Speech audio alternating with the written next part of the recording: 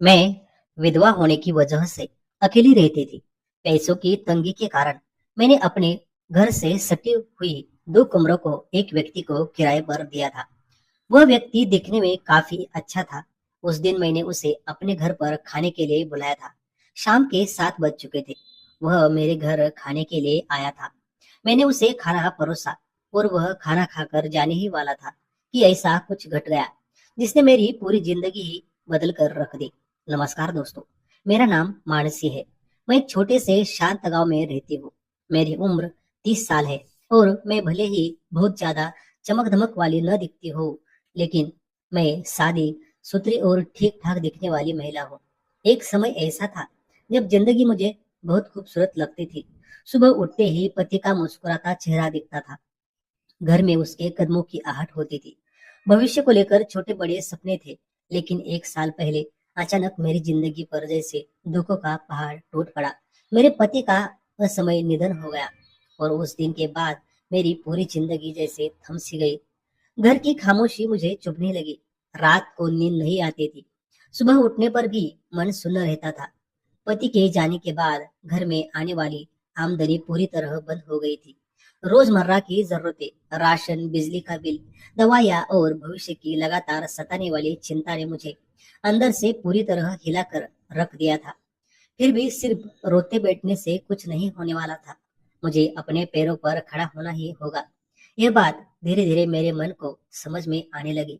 मेरे घर के बगल में दो कमरे अच्छी हालत में थे, रंग रोगन किया हुआ, पानी और बिजली की सुविधा वाले, लेकिन फिर भी वे यूं ही खाली पड़े थे। कई दिनों तक सोच विचार, डर और लोग क्या कहेंगे, इस बात की आशंका, एक अकेली औरत होकर कमरे किराए पर देना ठीक है या नहीं, ऐसे सवाल मन में घूमते रहे। लेकिन आखिरकार हालात ने मुझे एक साहस से फैसला लेने पर मजबूर कर दिया और मैंने उन कमरों पर एक सादा सा बोर्ड लगा दिया, कमरा किराए पर मिलेगा। शुरू के 1-2 हफ्ते बीत गए। रोज सुबह बोर्ड की तरफ देखती, मन में उम्मीद जागती, लेकिन शाम तक कोई भी पूछताछ के लिए नहीं आता। धीरे धीरे निराशा मन में घर करने लगी। फिर भी पेट पालने के लिए कुछ न कुछ करना जरूरी था। इसलिए मैंने घर में ही सिलाई मशीन लगा दी और औरतों के जम्पर और ब्लाउज सिलने का काम शुरू कर दिया। उस दिन दोपहर में मैं मशीन पर ध्यान लगाकर काम कर रही थी। सुई की आवाज और कपड़ों का स्पर्श मुझे थोड़ा उलझाए हुए था। तभी अचानक दरवाजे पर दस्तक हुई। मैं पल भर के लिए चौंक गई। मशीन बंद की और उठकर दरवाजा खोला तो सामने लगभग मेरे ही उम्र का एक हैंडसम युवक खड़ा था। गोरा रंग, सलीकेदार कपड़े, आंखों में ईमानदारी और चेहरे पर सौम्य भरोसा दिलाने वाली मुस्कान। मुझे देखते ही वह थोड़ा झिझकते हुए मुस्कुरा कर बोला, नमस्कार, मेरा नाम अमित है। मैं आपके गांव में शिक्षक के रूप में हाल ही में नियुक्त हुआ हूँ और मुझे रहने के लिए एक कमरे की जरूरत है। आपके घर के पास कमरा किराए पर मिलेगा ऐसा बोर्ड देखा, इसलिए चला आया। उसके बाद सुनते ही मेरे मन में एक अजब सी हल्की खुशी की लहर उठी, क्योंकि मुझे किराएदार की सख्त जरूरत थी। मैंने उससे थोड़ा औपचारिक अंदाज में पूछा कि कितने लोग रहने रहेंगे, तो उसने सहजता से कहा, मैं अकेला ही रहूंगा। मेरी माँ गांव में रहती है और मैं अभी अविवाहित हूँ। सच कहूँ तो मन में परिवार वाला किराएदार रखने की इच्छा थी, लेकिन इतने दिनों बाद कोई तो सामने आया था, इसलिए मैं मना करने का साहस नहीं कर पाई। मैं उसे कमरे दिखाने के लिए तैयार हो गई, दराज से चाबी निकाली और बगल के कमरों की तरफ चल पड़ी। मेरे पीछे अमित भी चुपचाप चलता आया।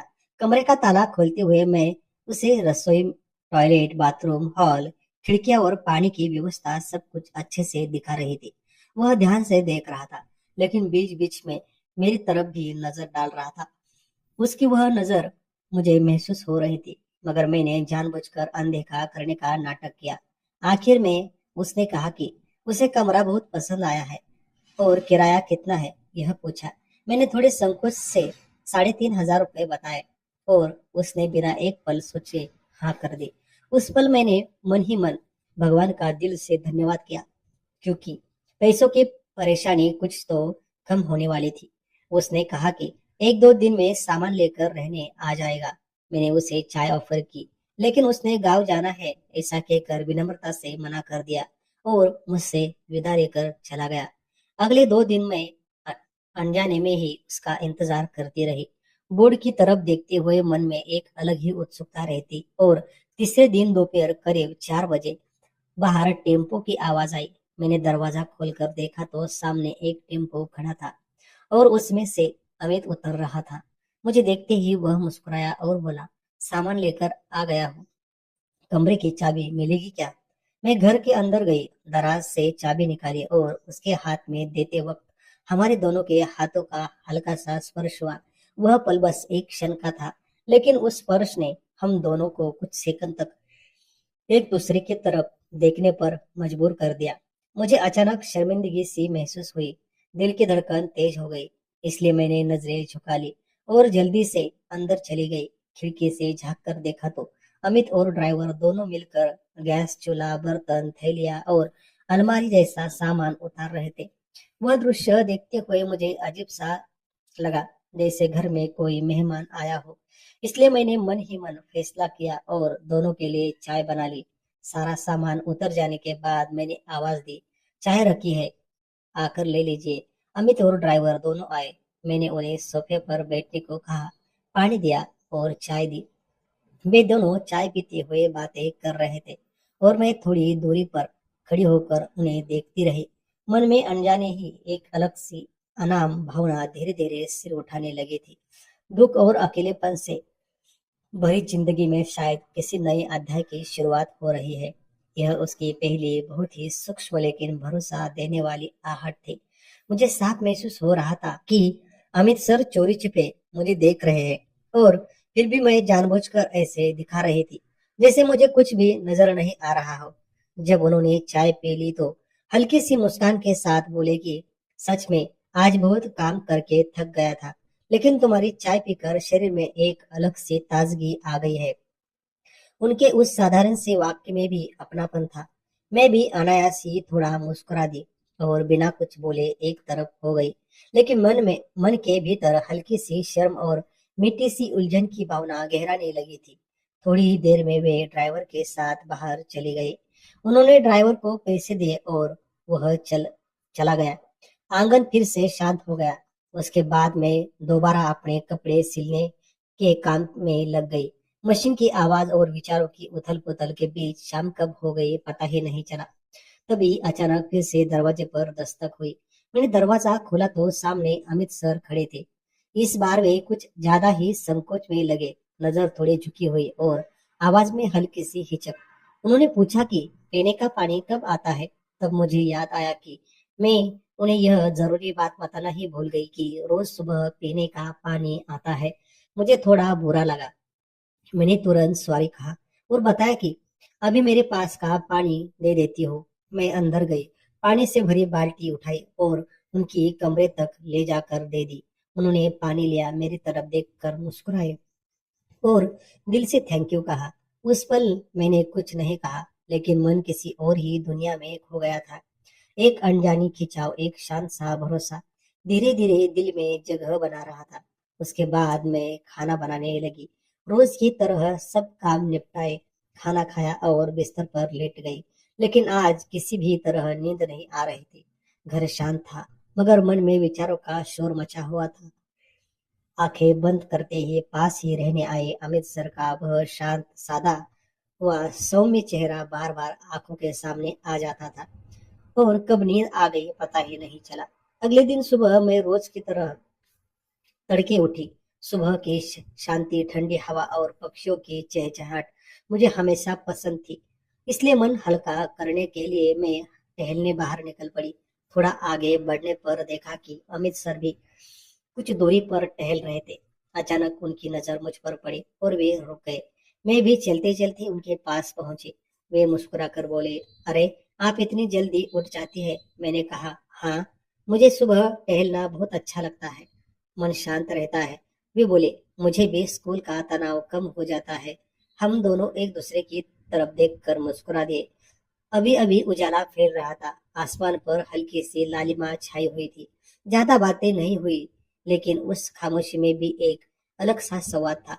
नजरों से, मुस्कान से, हल्के संकोच से, कभी नजरें झुकाकर, कभी चुपचाप एक दूसरे की ओर देखते हुए हम काफी देर तक चलते रहे। और फिर घर लौट आए। दिन इसी तरह बीतने लगे। सुबह के सैर के दौरान धीरे धीरे बातचीत बढ़ने लगी।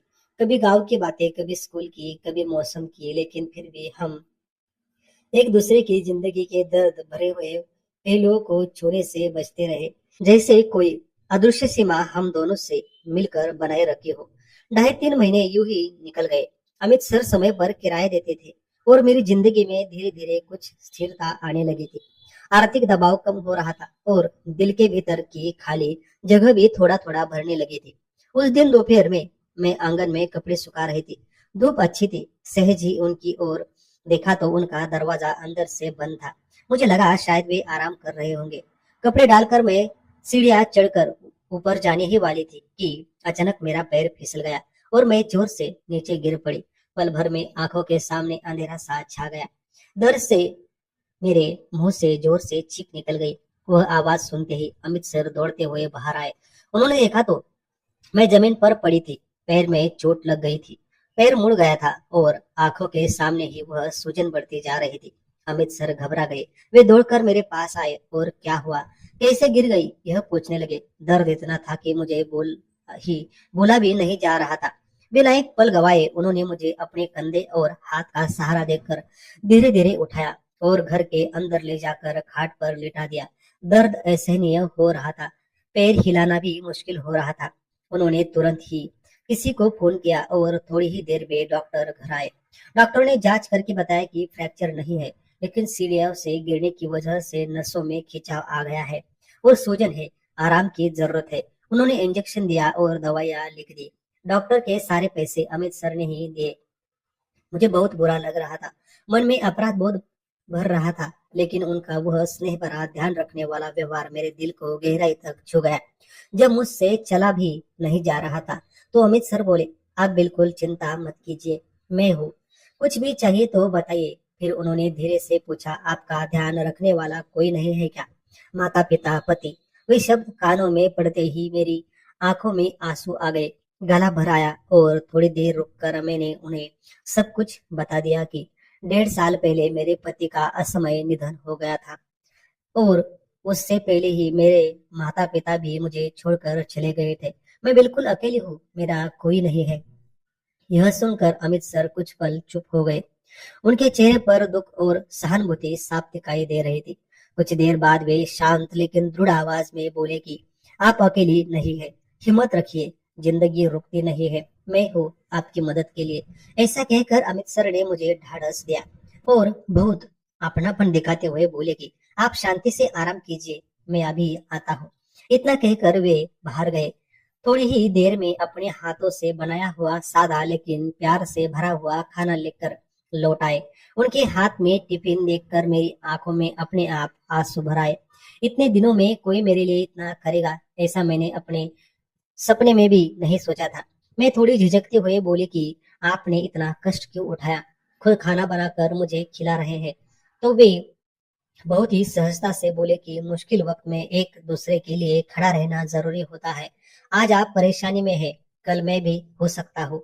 उस वाक्य की सादगी और ईमानदारी सीधे मेरे दिल को छू गई। मैं कुछ भी जवाब नहीं दे पाई। उन्होंने मुझे बिल्कुल माँ जैसे अपने बच्चे को खिलाती है वैसे प्यार से खाना खिलाया। बीच बीच में पैर दर्द कर रहा है क्या, अब ठीक लग रहा है क्या, ऐसा पूछते रहे। खाना खत्म होने के बाद बोले कि आप बिल्कुल चिंता मत कीजिए, शाम को फिर आता हूँ और दवाइयाँ भी ले आऊंगा। मजबूरी में मैं और मन में गहरी कृतज्ञता लिए मैंने हाँ कह दिया। डॉक्टर के इंजेक्शन से शरीर तक दर्द तो धीरे धीरे कम हो रहा था, लेकिन मन का दर्द उनके व्यवहार से कहीं ज्यादा जल्दी भर रहा था।